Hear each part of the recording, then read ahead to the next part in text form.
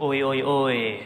Hari ini kita akan membahas tentang kegiatan apa saja yang dilarang dalam perdagangan. Berdasarkan Undang-Undang Nomor 5 Tahun 1999 tentang larangan praktik monopoli dan persaingan usaha tidak sehat.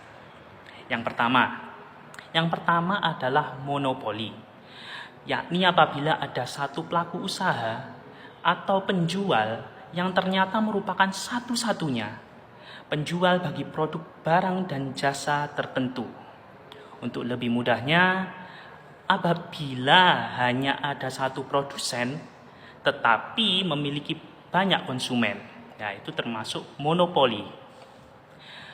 Contohnya apa? Contohnya adalah PLN.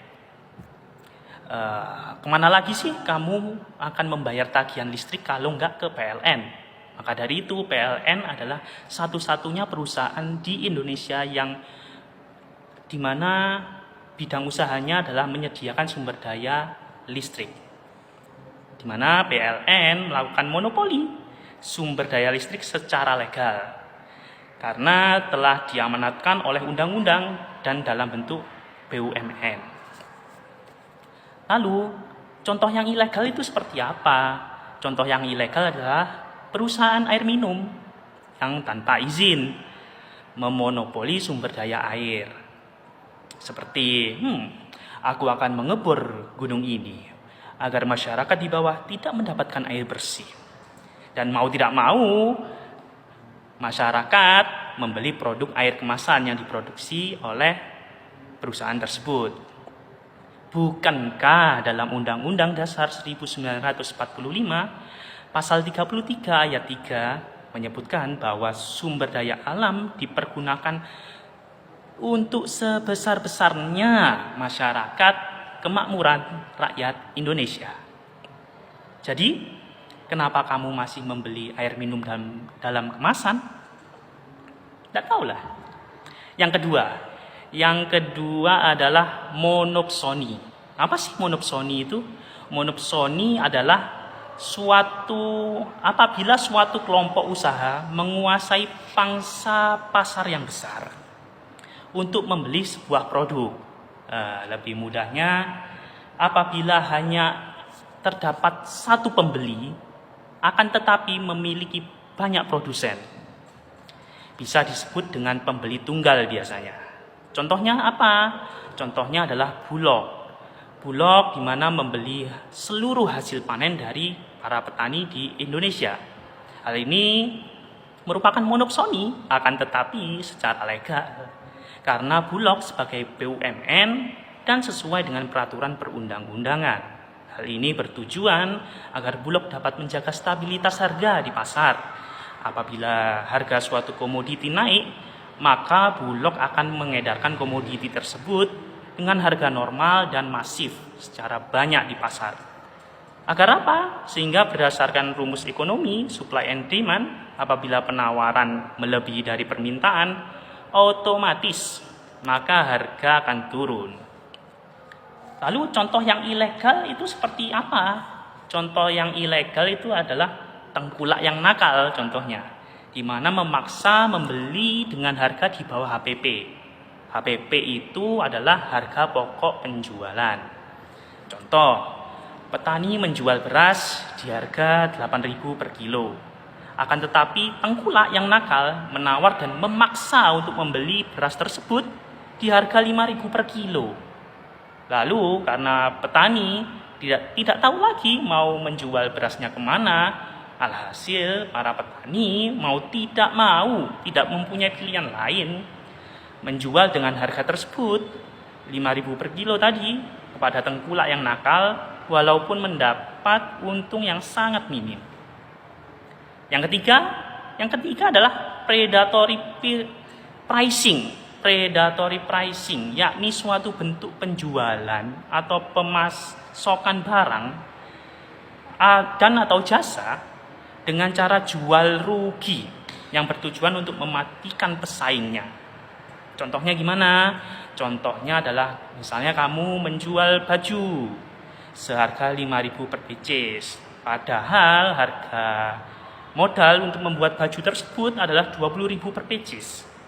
Hal ini kamu perbuat agar kompetitor pesaing bisnismu bangkrut dan gulung tikar karena tidak adanya pembeli. Seperti itu, ada 3. Jadi ada monopoli, monopsony, dan predatory pricing. Ya. Oke, untuk kuis hari ini, berdasarkan dari berita yang sedang viral, yakni pedagang di Tanah Abang yang berdemo agar pemerintah menghapus atau menutup TikTok Shop maupun e-commerce yang lain. Pertanyaannya adalah, apakah TikTok Shop layak untuk di-banned? Mungkin teman-teman mahasiswa dapat berada di kubu yang pro maupun yang kontra. Contoh legal opinion yang kontra dengan TikTok Shop. Karena TikTok Shop memenuhi unsur-unsur yang dilarang dalam perdagangan berdasarkan undang-undang anti monopoli. Apa?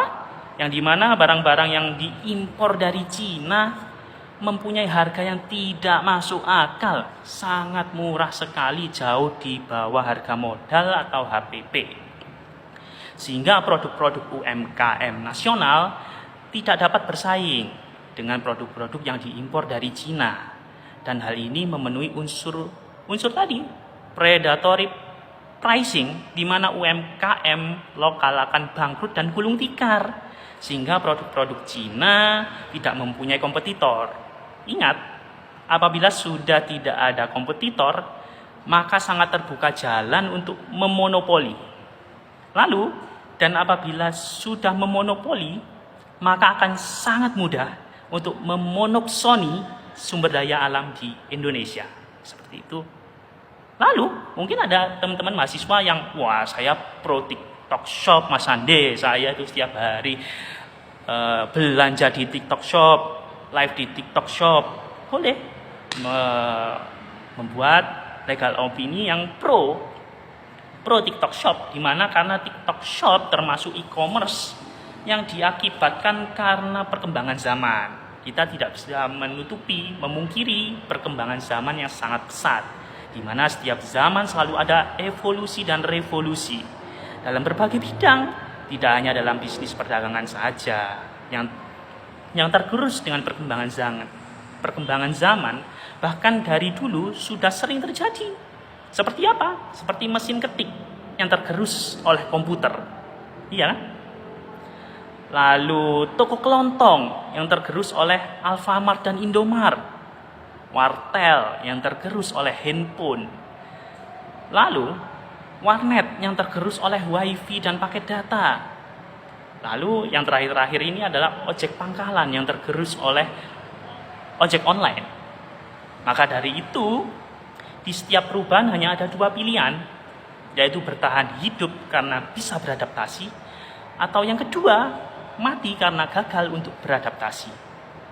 Oleh sebab itu, seharusnya pedagang di Tanah Abang dapat beradaptasi dan berevolusi, tidak hanya membuka toko secara offline saja, akan tetapi juga membuka toko secara online sehingga dapat menawarkan barang dengan CMM.